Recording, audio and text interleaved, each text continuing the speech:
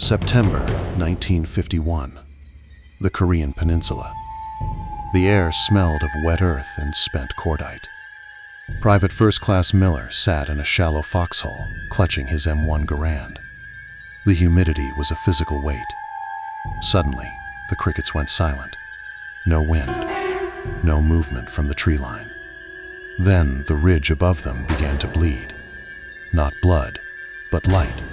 A pulsing, rhythmic orange glow that felt less like fire and more like a heartbeat. Something was waking up on Hill 603, and it was hungry. The unit was a reinforced platoon from the 1st Cavalry Division. Their objective was simple: establish an observation post on the eastern slope of Hill 603 to monitor North Korean movements in the valley. In country for 6 months, these were seasoned men. They had seen kinetic action. They knew the difference between a flare and an anomaly. But the locals in the nearby village of Chupongryong refused to guide them.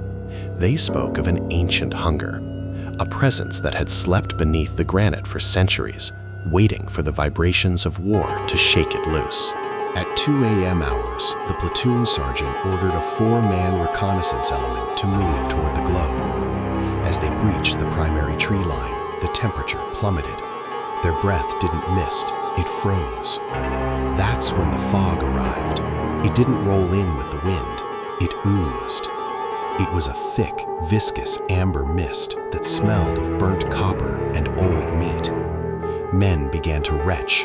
The nausea was instantaneous. It felt as if their very cells were vibrating out of alignment.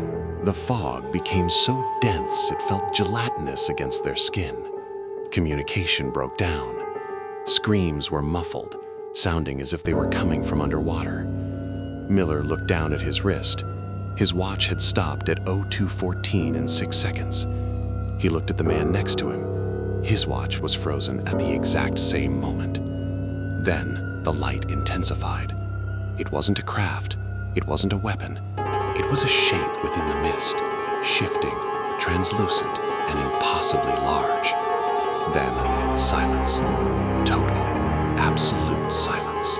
When the sun rose, the fog was gone. The orange glow had vanished. The platoon was found wandering the ridge in a daze.